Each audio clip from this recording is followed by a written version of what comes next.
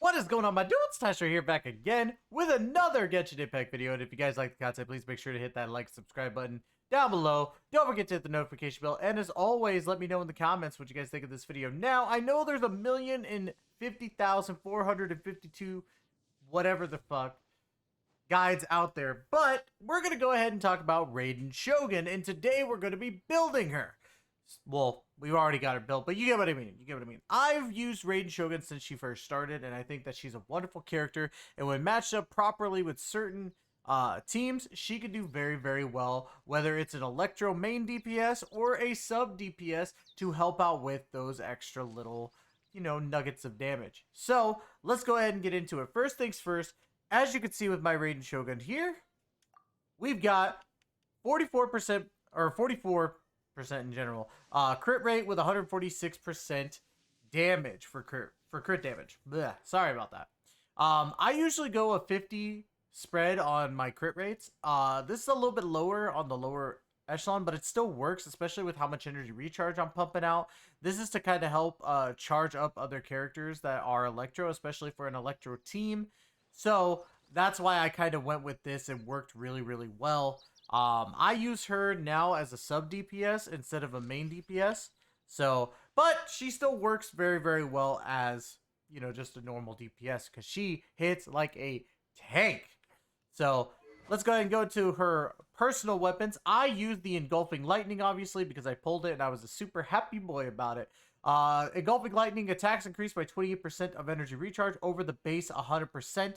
You can gain a maximum bonus of 80% attack. Gain 30% energy recharge for 12 seconds after using an elemental burst, which is fantastic because, again, for this build specifically, I've got over 230 of the energy recharge. Now, the reason why I also went for this is I also get the 50% energy recharge. So if I use something different, I'd only get 180% energy recharge in total. So Engulfing Lightning is your best bet. However, you could even use stuff like Staff of Homa to get your crit damage up if that's what you're into. You could use Vortex Vanquisher, Catch, obviously, as it's the best free-to-play 4-star, but you have to make sure that you get everything done for it. Deathmatch works, Wave Breaker's Fin. There's so many other choices that you could do, but obviously Engulfing Lightning is her best bet. God damn, look at her. Look at her. Anyways, artifacts. Now for artifacts, I went pretty easy build because it felt like this was made for her. I went with 4-piece Emblem of Severed Fate. Now, obviously, your flower and your feather are going to be the same thing every time. So you kind of want to preface your substats to be crit rate, crit damage, attack percentage, and energy recharge. Mainly, I went with energy recharge and the crits because I thought, you know, this could be good. I probably could have gone a little bit more attack percentage on mine, but you know, it's whatever. It is what it is. However, with as much crit damage as I got off of this, it's fantastic. Now, for the sands. Wait, hold on. Okay, yeah.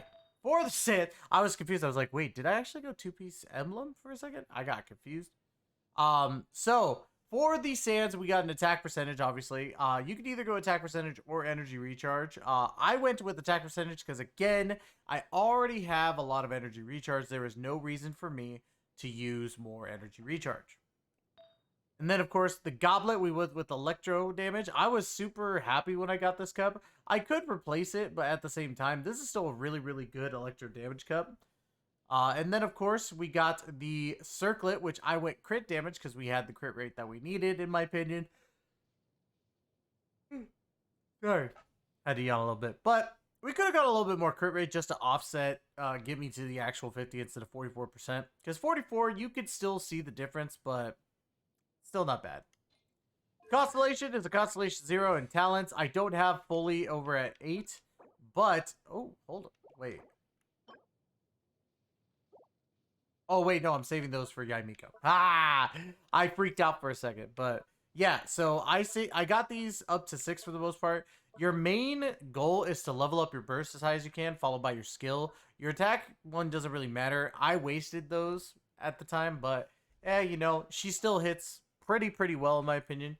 So now your main goal with her is to activate her skill and constantly be doing damage. So once you have your burst ready to go, you want to kind of go skill, So then that way when you do your normal attacks, your burst is when you do your normal attacks, you're doing a little bit of extra damage on top of that, a little electro.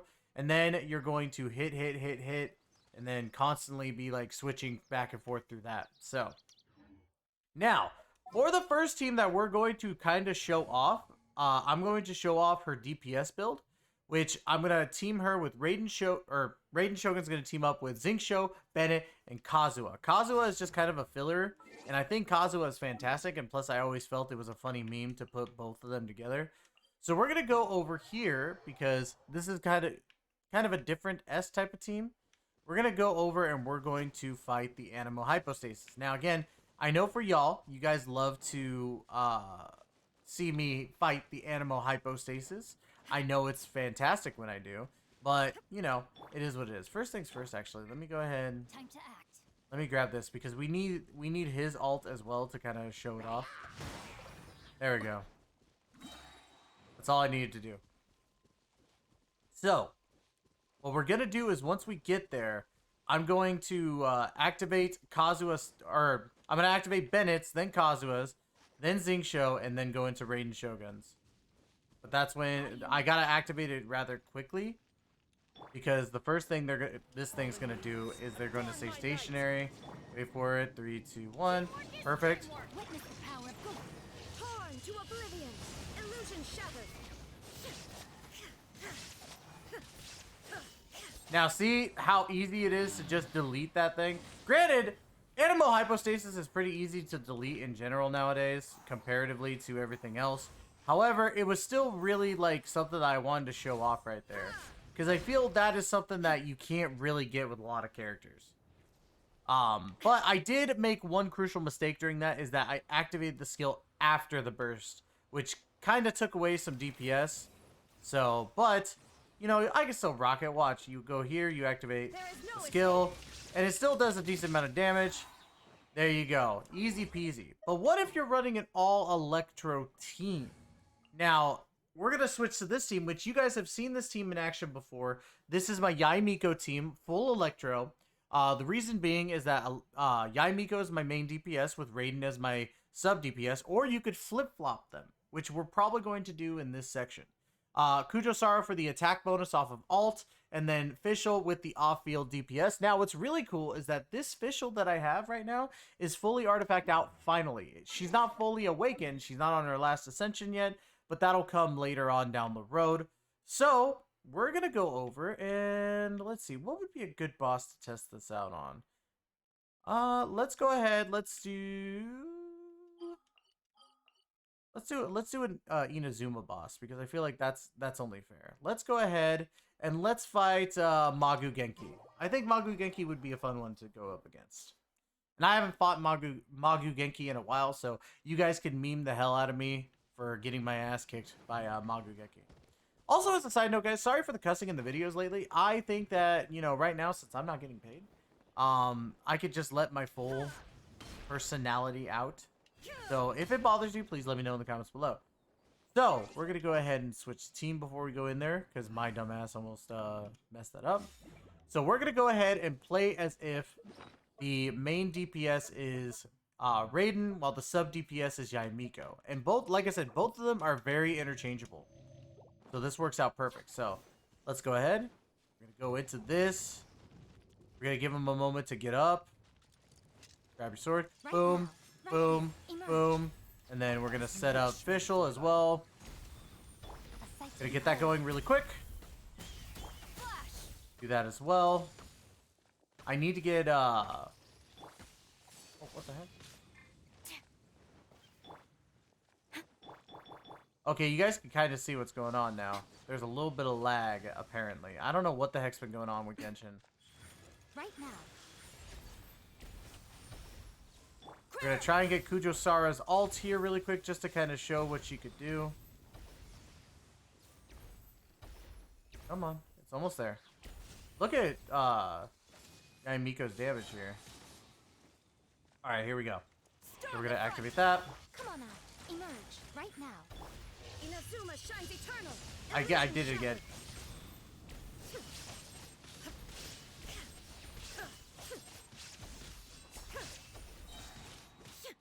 Now that's a lot of damage. Nothing lasts forever. That's if I would have had that damage right at the beginning, Here.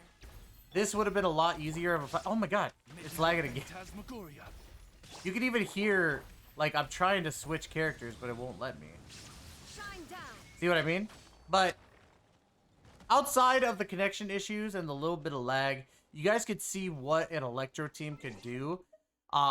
Yes, I took a little bit of damage. My dodges were a little off, but at the same time, you could see that really Raiden and Yai together are the best partners.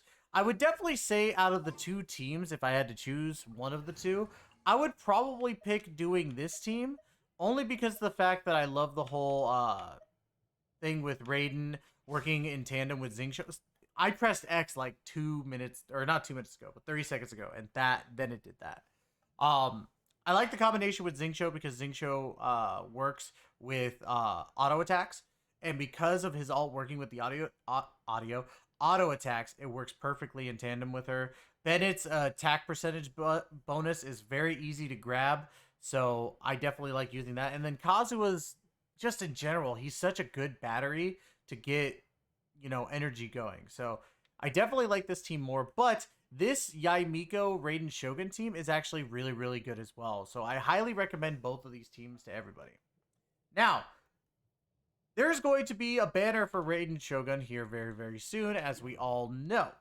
So, a Should You Summon should be coming out a little bit after this video, but first, obviously, is going to be this video and another build guide on another character who will be coming out alongside Raiden Shogun, and hopefully you guys will enjoy that.